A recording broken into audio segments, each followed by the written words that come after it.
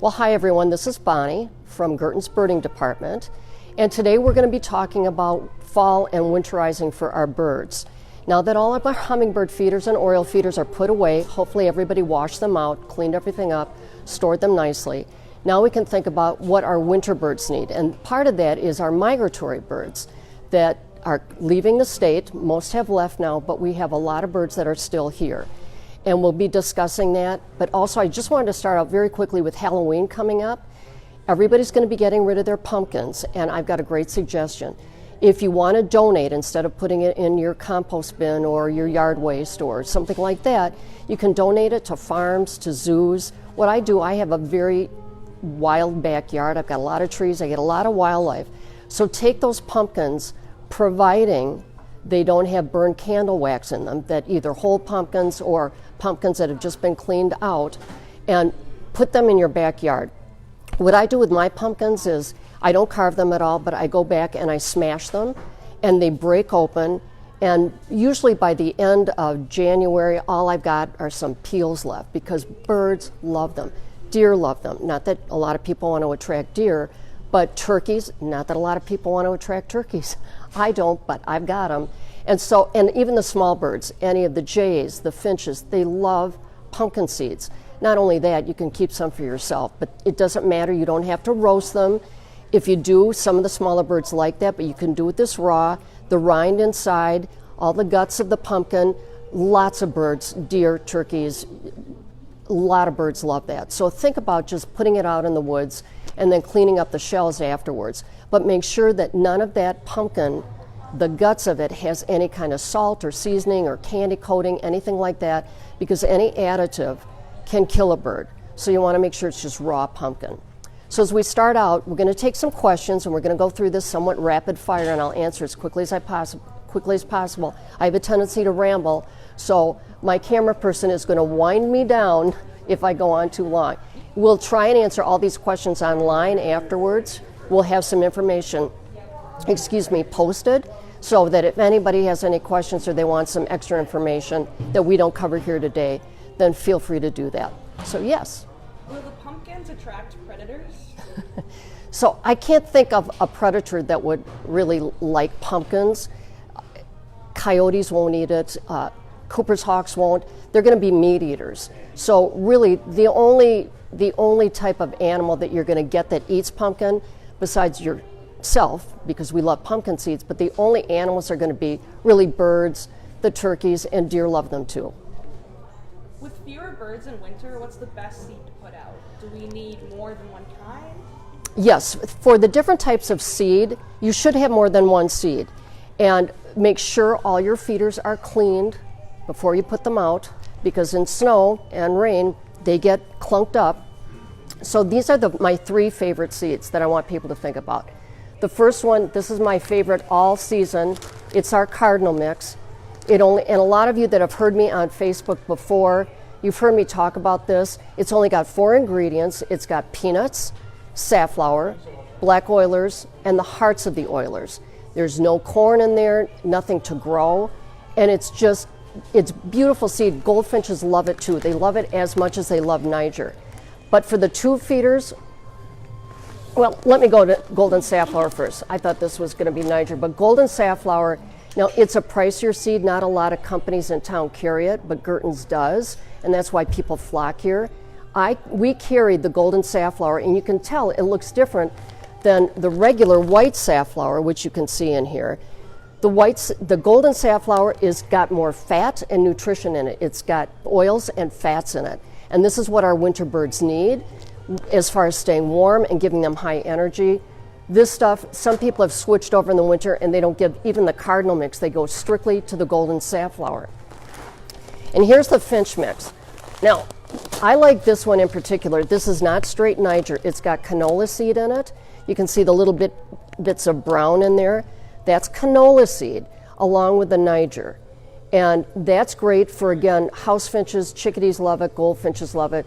But they also, if you wanted to cut down on some of the feeders and not do a tube feeder, you could do strictly the cardinal blend, because all birds love it, except the birds that we don't like, and that would be house sparrows, starlings, blackbirds, grackles. and thankfully I think I've seen the last of my grackles. I think the last one left about a week ago, and with this cold weather they should hopefully all be gone. But they can't crack this seed. So it's a really good all-around seed, but you should give different seeds all the time in the winter. Do birds eat snow for water? They don't really eat it, but they can melt it in their beaks, but it expends a ton of energy. And so you don't want to give them that only option because if you think of a bird, how lightweight they are, they're pretty much bone and feathers.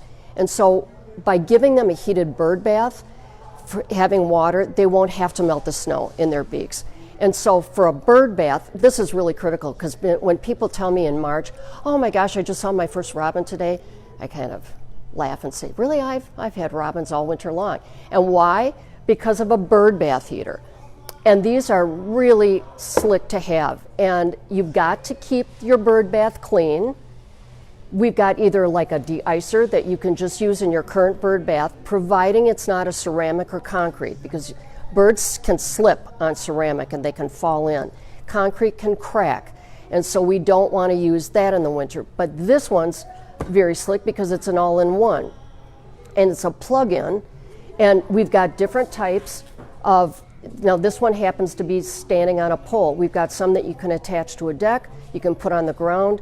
All you need is an extension cord and a plug, and my suggestion is to put electrical tape between the plug on the bird bath de-icer and your extension cord to keep it nice and tight.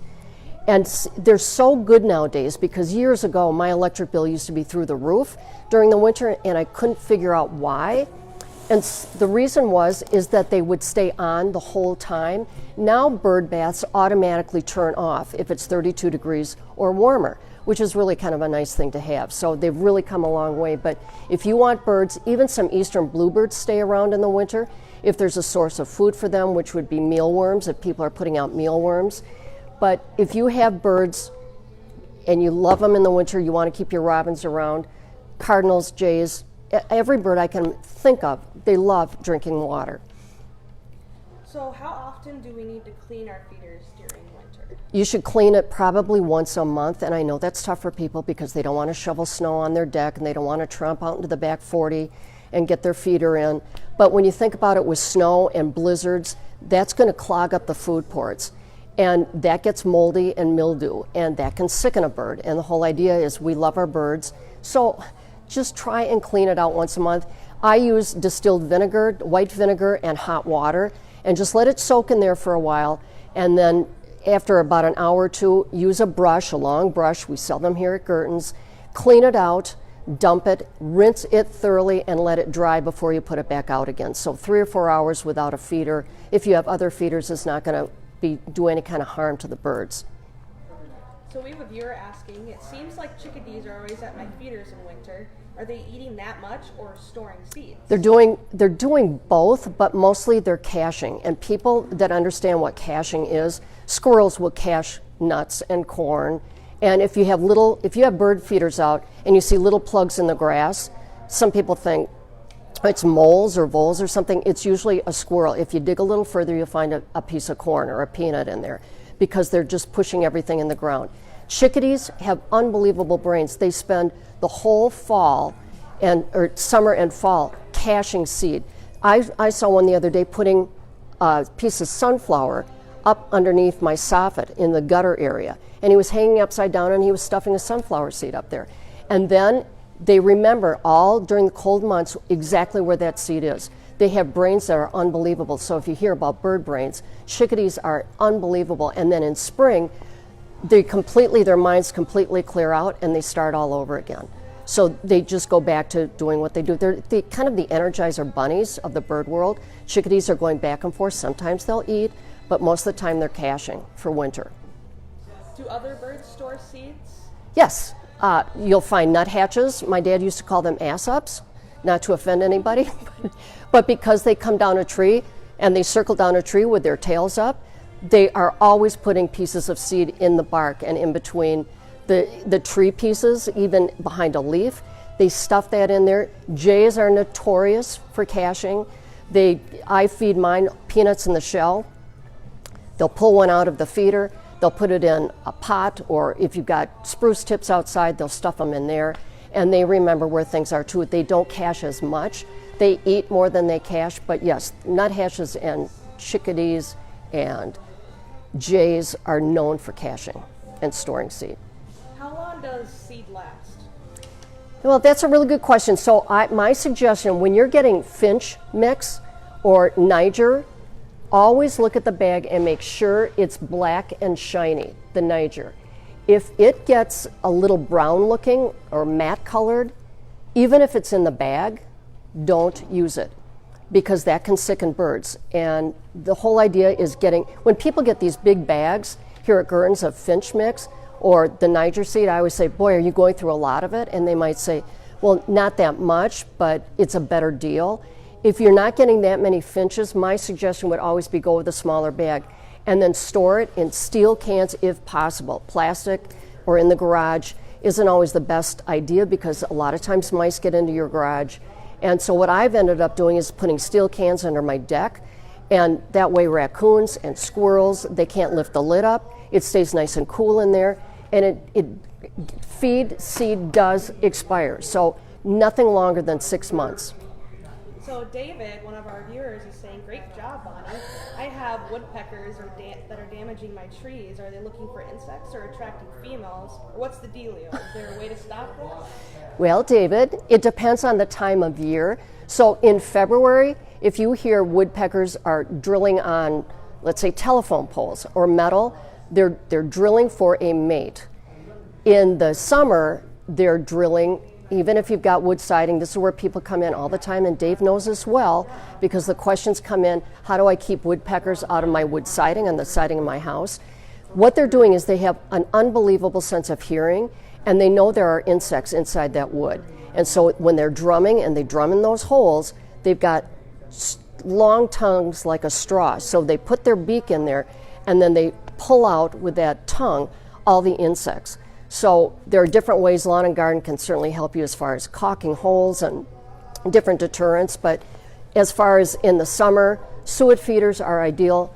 Dave knows I love my woodpeckers. And there are different types of feeders that I think people ought to take a look at. This is one that I started out with many years ago. It's a little cage, very inexpensive. And I had it hanging on my deck. A squirrel came up on my deck. He took the chain off. It dropped to the ground.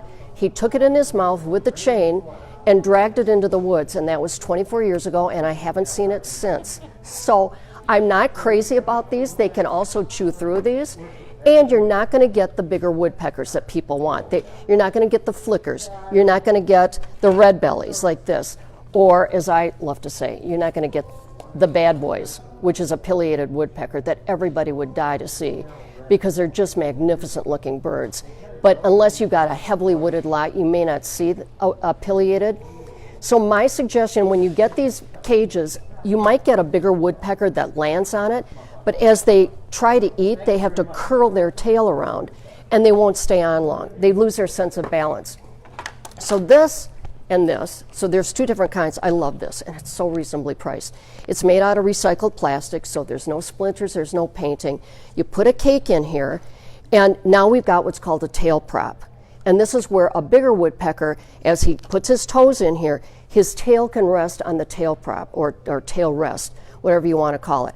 This one's even better because it fits, it's enormous. It fits two cakes in here, so you're not going to be going out as much to fill it. But this has got a huge tail prop in it. So for flickers, for red bellies, for the pileated, for the hairy woodpeckers that are just a larger version of downies, this is really get one that's got a tail prop. Invest in the money, and you're going to be so happy because you're going to get bigger woodpeckers. And then this one is another favorite of mine, and I'm so excited that Gurton's is now carrying these plugs. They're so great. I've used them for years, and now we're carrying them. And you can get a log feeder. Again, this could be considered a tail prop for them. And you use these plugs, and you push the plugs into the holes. Now, some people say, well, what about peanut butter? Can I push peanut butter in there, or is that too rich? If it's pure peanut butter with nuts, there's no additives in it. Some of it's going to have salt, but it's a minimal amount of salt. That's not going to hurt a woodpecker. But yes, it's great nutrition for them, and I love this log feeder. I wish more people bought it. It looks really rustic. It's so pretty in a backyard with trees, and you can use these plugs.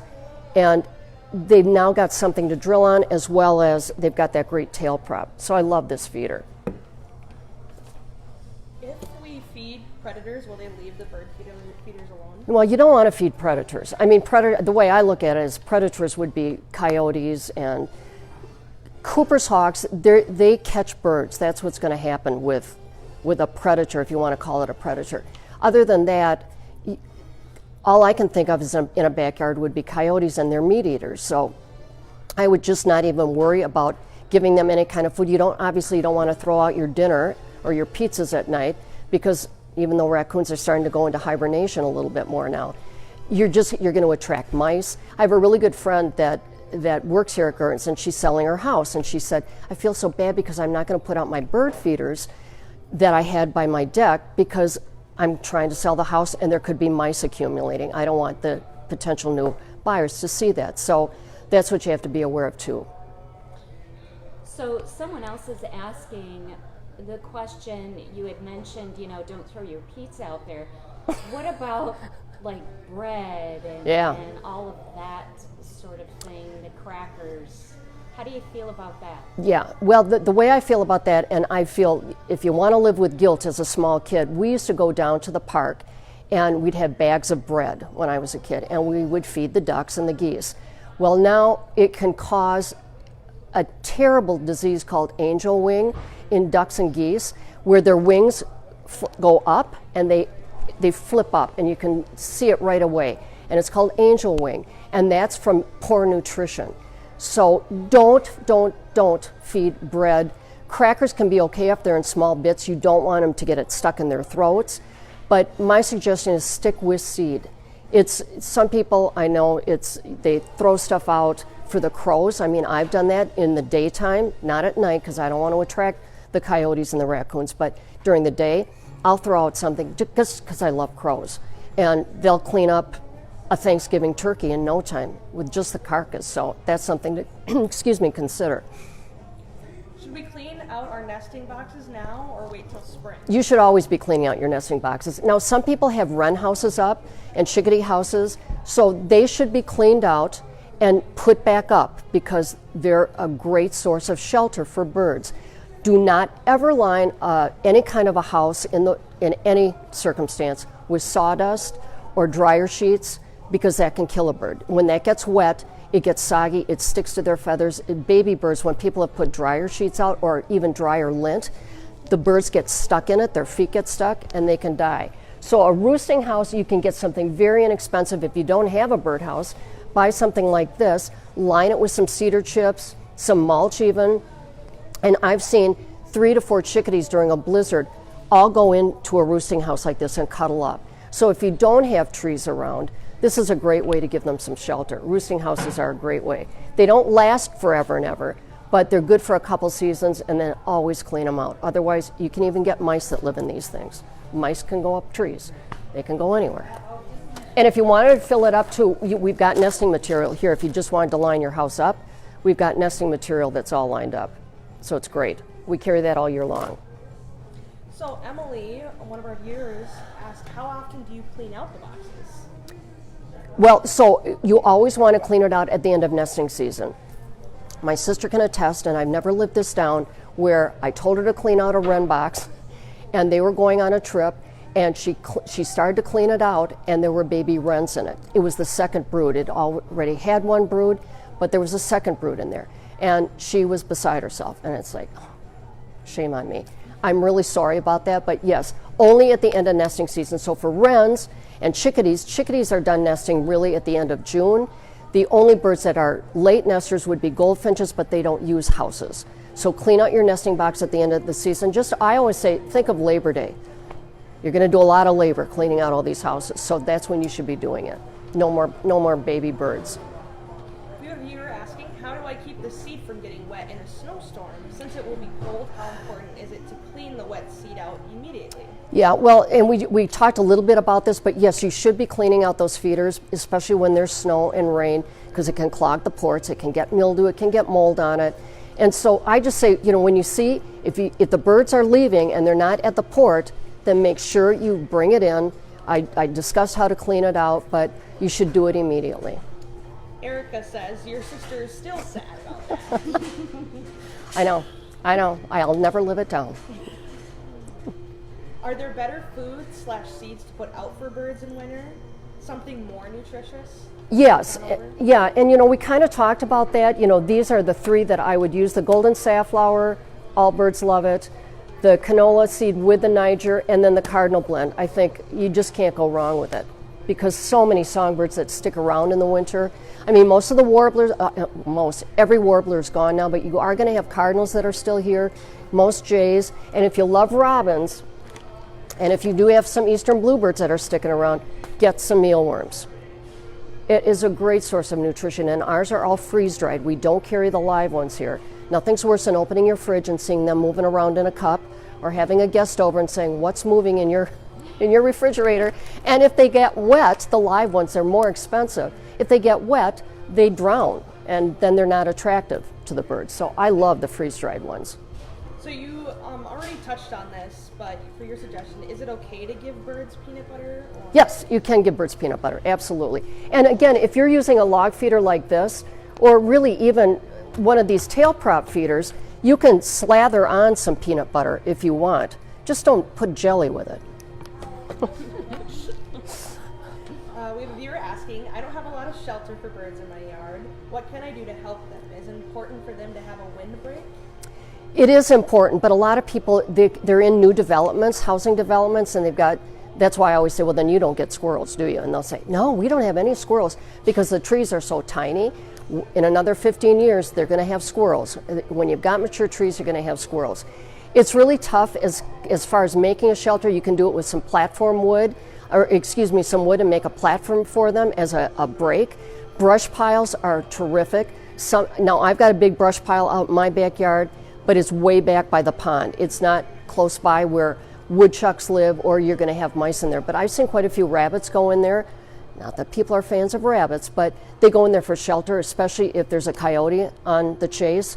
They'll go into that big brush pile. So consider that, if nothing else. And in the winter, if you have a fresh Christmas tree, it's great to, instead of just putting it for the garbage man to pick up, put it out back. And that's great shelter for them too. And it lasts through March. So, last and final question, what do you think is the most important tip in caring for birds over the winter? So, the most important are 3 things: food, water, shelter. Bar none. That's what you have to consider. If you've got snow, we all have snow, but if they do try to melt snow in their beaks, remember, it takes a lot of energy for them. People get worried, one more thing, about having a bird bath. They're going to flip around in it. They're going to take a bath and it's 20 below zero. If you are concerned about that, it rarely happens. I saw it happen to a starling one time, and it was about 15 degrees outside. He went in and he started flipping around, but he flew out, and I thought, oh gosh, I can't believe that. But about an hour later at the side of my house, he was frozen stiff. And so you can get some poultry fencing and just cut a circle for your bird bath and then crimp the edges around it so that with all the holes in it, the birds can stand on that because, again, their feet don't have feathers. They're not going to get stuck to it. Their feet are bone. And they can stand on that poultry fencing and dip their beaks into the water without splashing around in it.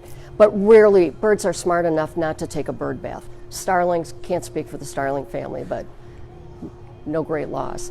So again, feel free to come and see me. I'm here on the weekends. I am in the lifelike tree area for the holidays, but I get called down in the birding department all the time for some of the customers that want to talk to me and some of the customers I've had for a long time that just want to chat.